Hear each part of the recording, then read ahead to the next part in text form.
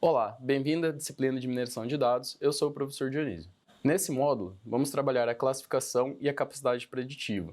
Começamos com a predição de dados. Então, para a predição de dados, nós já passamos por um longo processo de pré-processamento de dados, de sumarização, a definição de algumas regras, e agora a gente precisa aplicar toda essa informação a algumas técnicas de aprendizado de máquina para, de fato, tirar conhecimento que até então não estava visível dentro, né, daquele conjunto de dados de forma muito clara. Então a gente aplica essas técnicas para conseguir extrair esse conhecimento.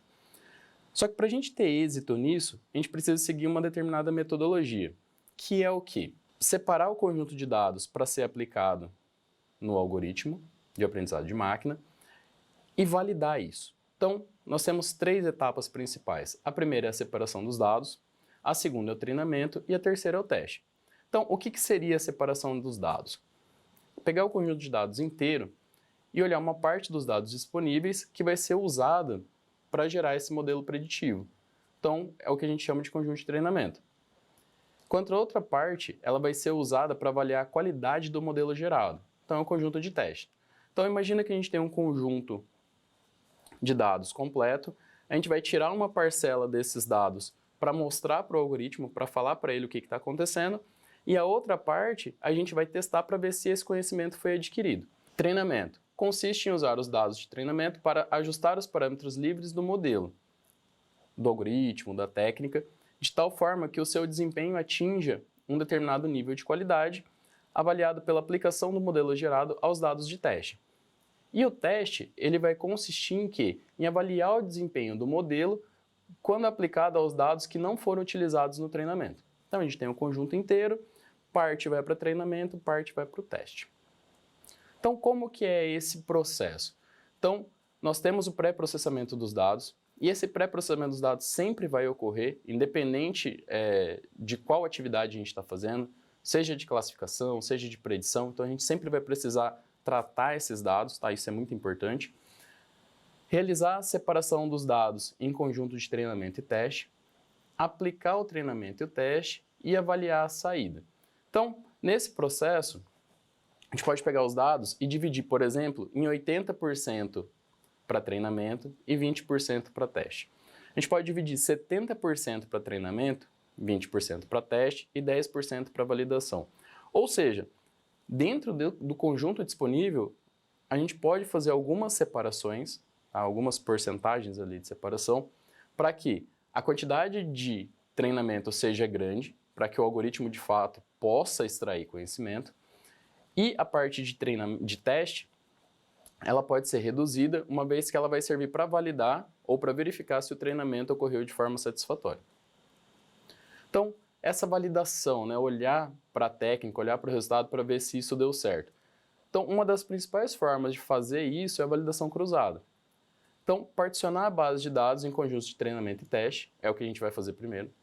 Em cada rodada da validação cruzada é gerado um conjunto de treinamento e um de teste, sendo que múltiplas rodadas são normalmente executadas para reduzir a variabilidade nos resultados, de maneira a permitir que todos os dados sejam usados para treinamento e teste. Então, a gente consegue fazer uma variabilidade dentro do conjunto para, em alguns momentos, eu tenho uma parcela de treinamento, só que dentro dessa parcela de treinamento eu vou jogar uma parte para teste, e o que estava em teste eu posso voltar para a parcela de treinamento, fazendo com que o meu modelo fique mais amplo, que ele consiga enxergar mais dados. Então, essa validação cruzada em mineração de dados, tá? É chamada de validação cruzada em K-pastas, é uma das formas, tá? Existem outras, mas essa é a mais utilizada, que é o K-fold Cross Validation.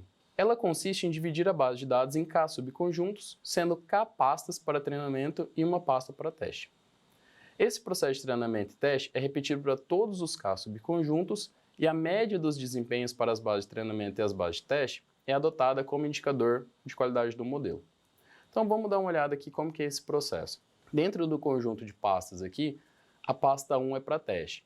Então, nosso algoritmo vai ser treinado com o 2, esse treinamento vai ser avaliado frente ao teste, aí vai ser tirado os parâmetros de qualidade, né, e de desempenho desse conjunto treinamento 2, teste 1. O mesmo processo vai acontecer com 3, então o treinamento vai acontecer com 3, ele vai ser comparado com 1, e assim sucessivamente até a 10ª pasta. Feito isso, é feita a comparação dos parâmetros de qualidade e de desempenho das técnicas e dos algoritmos utilizados. Então, essa avaliação de desempenho. O desempenho do classificador ele vai depender fortemente de sua flexibilidade, que a gente chama de bias, e da qualidade do seu treinamento, que é a variância. Não existe um classificador que seja melhor que todos os outros para todos os problemas de classificação. Então, dentro desse domínio de classificação, para cada classe de problema, nós podemos ter um classificador que é mais compatível, ou que ele fita melhor com aquela classe de problema.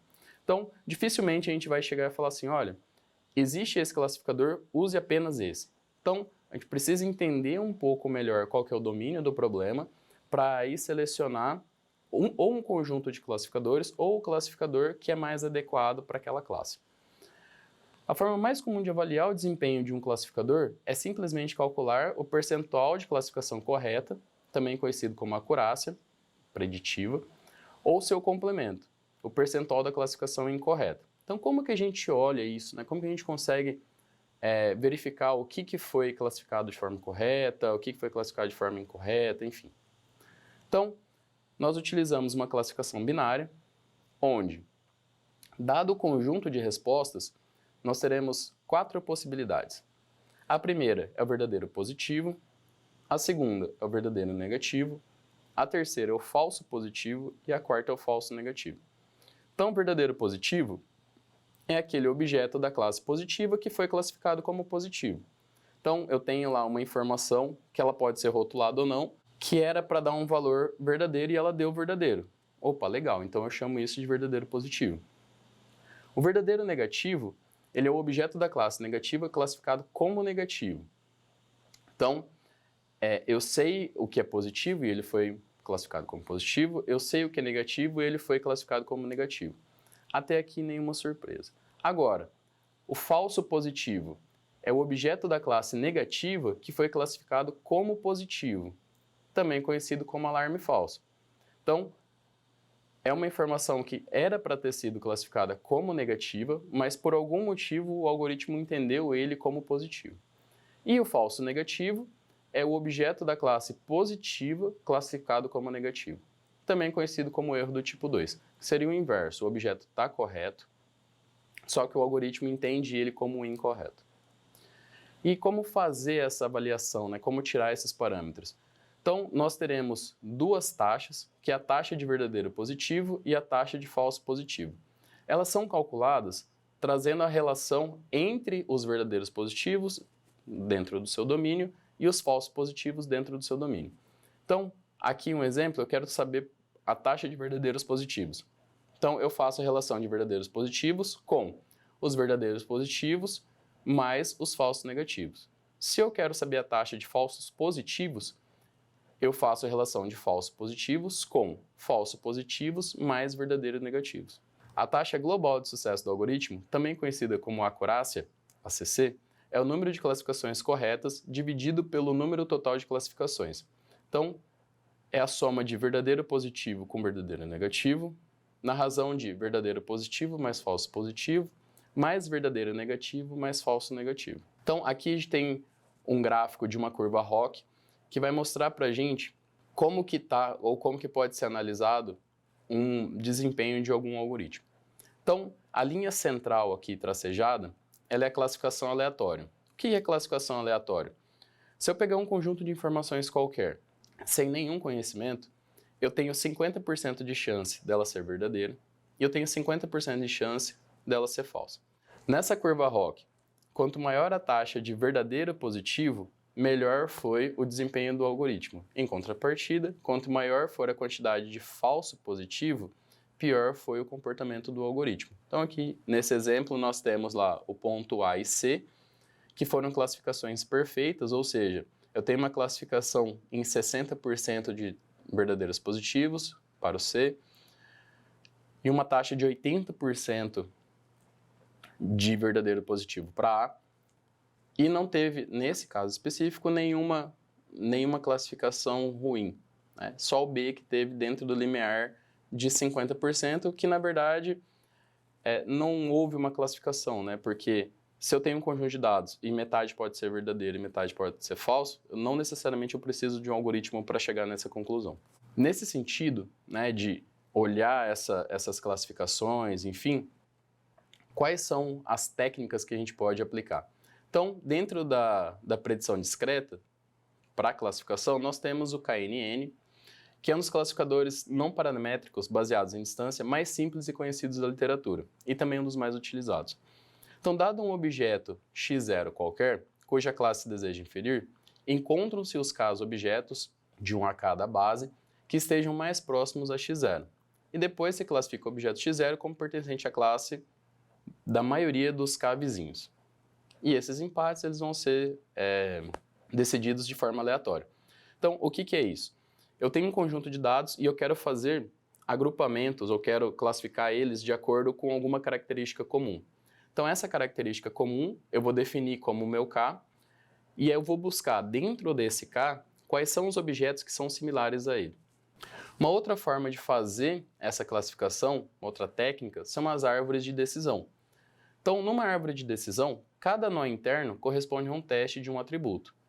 E aí cada ramo vai representar o resultado do teste, e os nós folha, eles vão representar a classe ou a distribuição das classes. O nó mais elevado da árvore é conhecido como nó raiz, e cada caminho da raiz até o nó folha corresponde a uma regra de classificação. Tarefa de indução de árvores de decisão corresponde ao processo de construção da árvore de forma que ela possa ser usada para determinar a classe de um novo objeto a partir de valores de seus atributos. Então, nesse processo, um atributo vai ser selecionado, ele vai ser colocado na raiz da árvore e ramificações vão acontecer a partir dessa raiz. Esse processo vai ser repetido de forma recursiva para cada ramo, até que cada objeto alcance um ramo determinado. Se todos os objetos em um nó possuem a mesma classificação, para-se de desenvolver a árvore ou parte da árvore. Então, como que seria isso? Eu tenho uma base de dados aqui que tem compra, manutenção, portas, passageiro, bagageiro, segurança, acessibilidade. E aí a minha árvore de decisão, ela vai começar com o atributo segurança. Então, eu vou olhar para a segurança aqui e aí eu vou fazer as classificações de acordo com a segurança. Ela é baixa, alta ou média. Só que essa segurança vai ser relacionada a quê? A portas, a passageiro, a acessibilidade. Então, para cada ramificação dessa, eu vou ter uma classificação de segurança em relação aos quesitos que são aplicados ou que são disponibilizados dentro da base de dados que eu estou trabalhando. Então, essa segurança ela vai ser relacionada com acessibilidade, com bagageiro, com passageiros, com porta, com manutenção, com compra, com aceitabilidade. Um outro classificador dentro desse domínio é o Naive Bayes. Então, esse Naive Bayes ele é um classificador estatístico baseado no teorema de Bayes, e ele é usado para predizer a probabilidade de pertinência de um objeto a uma determinada classe. Então, esse classificador do tipo Naive Bayes, ele apresenta alta acurácia e velocidade de processamento quando aplicado a grandes bases de dados. Assumem que o efeito do valor de um atributo em uma dada classe é independente dos valores dos outros atributos. Essa premissa, denominada independência condicional da classe, tem como objetivo simplificar os cálculos e, por causa dela, o algoritmo é conhecido como Naive. Dentro da mineração de dados e dentro da inteligência artificial, tem outros classificadores, e esses classificadores que foram apresentados nessa unidade são os classificadores mais utilizados dentro de mineração de dados. Não quer dizer necessariamente que não hajam outros, e é sempre importante verificar qual a classe do problema, a forma como eu pretendo classificar ele, e utilizar um ou mais de um classificador para que eu possa ter um insight a respeito dos possíveis resultados e aí sim trabalhar a técnica. Para mais informações a respeito desse conteúdo, tem o livro do Leandro Nunes e do Diego César, e essa foi a unidade 1. Muito obrigado.